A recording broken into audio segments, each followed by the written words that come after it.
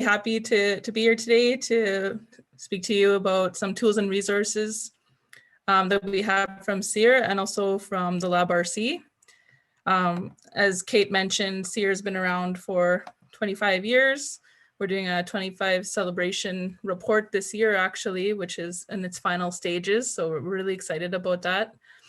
Part of the tools that I want to talk today about, I started with CIER in 2009, so a lot of the work was well underway in terms of species at risk. It's one of the first areas that I worked on with the education and training, doing school presentations and delivering a lot of these resources that were already developed by CIER.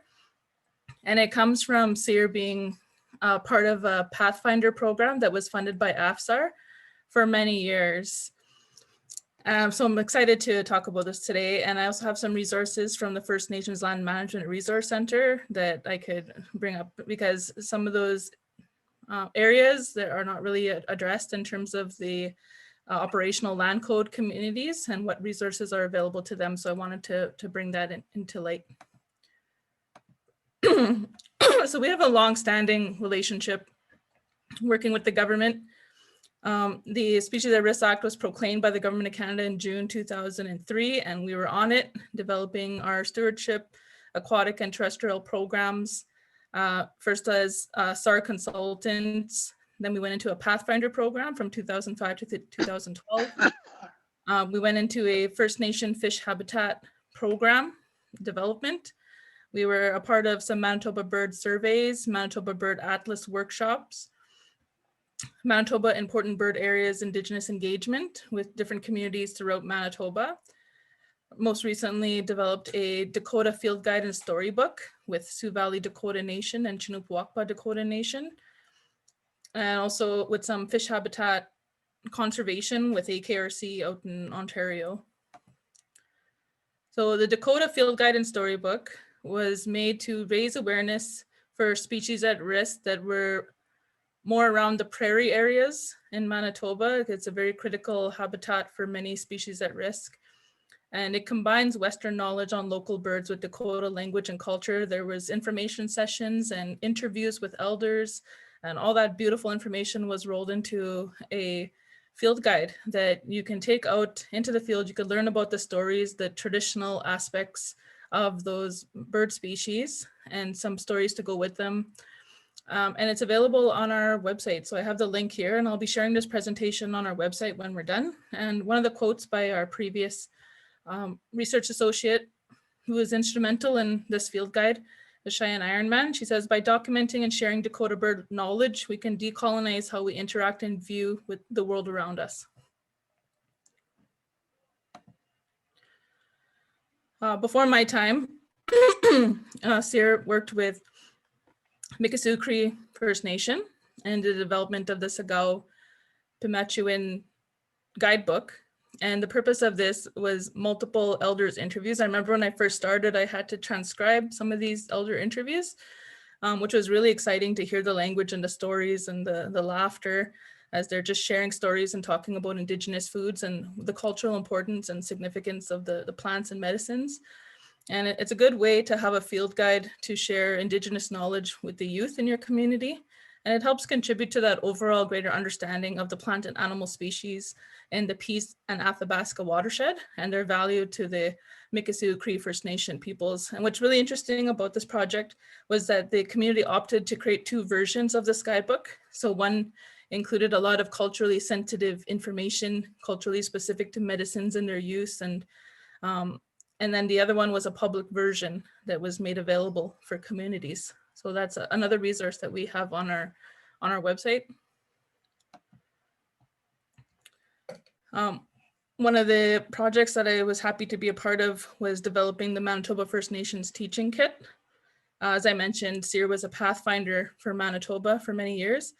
And we developed a teaching kit that integrated Indigenous knowledge with science into lesson plans for instructors. And it goes right from kindergarten to grade 12 to help First Nations children and youth learn about species at risk. And that was done in 2012. And it's a resource that we also have available on our website. A part of that same type of Pathfinder program in the engagement was the development of the Species at Risk Action booklets. And there were 3 different versions. We divided up Manitoba into 3 sectors. So there's 3 versions of this booklet that makes it regionally specific to the communities. And each booklet included information about the species at risk, like the scientific jargon, but at the same time, it included traditional stories, and that could be in the form of either elder stories, or there was even excerpts taken from different books and children's books, working with novelists to edit some of the different stories that were involved. I remember doing one of lake sturgeon, which was really cool, from a children's book, and explaining why these species are at risk and actions and resources for the protection and recovery of the species. So those are also, all 3 versions are also available on our website. And another program that I got to be involved in was the First Nations Fish Habitat Program and water monitoring. So we worked with communities in Manitoba to implement this program with the goal of First Nations to protect, recover, and manage their fish habitat. So we have all those materials from 2008 to 2013, I believe. And there was the, this funding came from the Aboriginal Inland Habitat Program that was once administered by DFO. And once that program ended, a lot of these resources got split up and were delivered individually. So we have a macroinvertebrate identification guide. We have a water quality training kind of manual. And it's just been a really a nice way of integrating, working with communities and delivering that hands-on training so they could administer like what's going on with their waters and lands in their community. And for the, especially for the fish, as fish are a staple for many communities, even still today.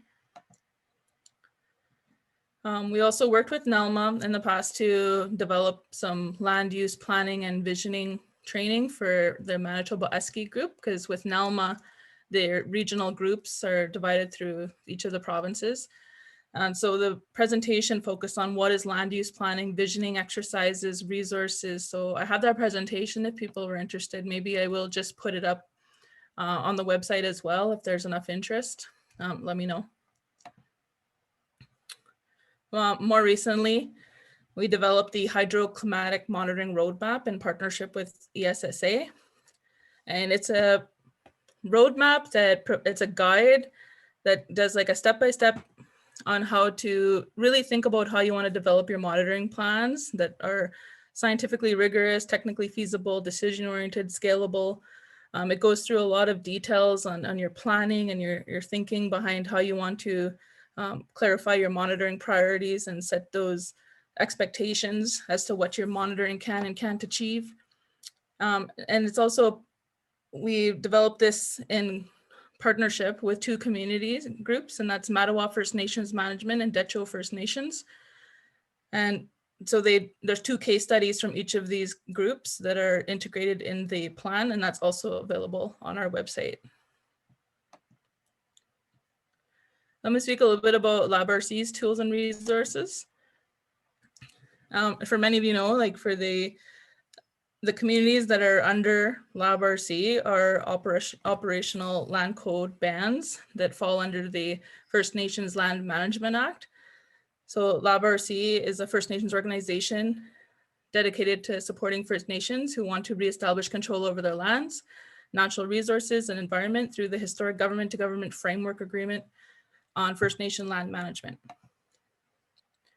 So the framework itself was initiated by 13 First Nations who wanted to opt out of the land management sections of the Indian Act and take over the governance and management control of their First Nation land and natural resources.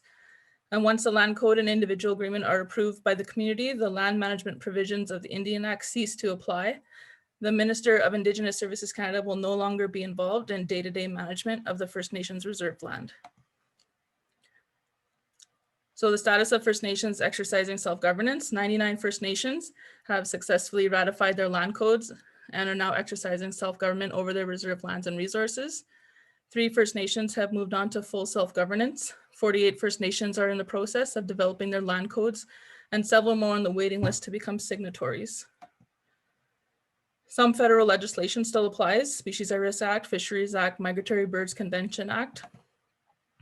But the LabRC focuses on protections that are not included in those acts, and that may be considered supports for land governance, environmental assessments, environmental protections, environmental management planning, environmental site assessments and contaminated sites, environmental law development, natural resource management, protections for environmental and culturally significant sites. And so why this is so important is that communities under FNLA are able to develop their own land codes, and they could have their own law that determines what they want to, the protections for the habitat that could include those species at risk. So there's a direct linkage there.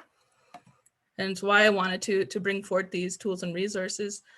So the resources that we found upon research and discussions with LabRC is there's a land governance manual, land governance planning hub training. There's over 50 online courses available.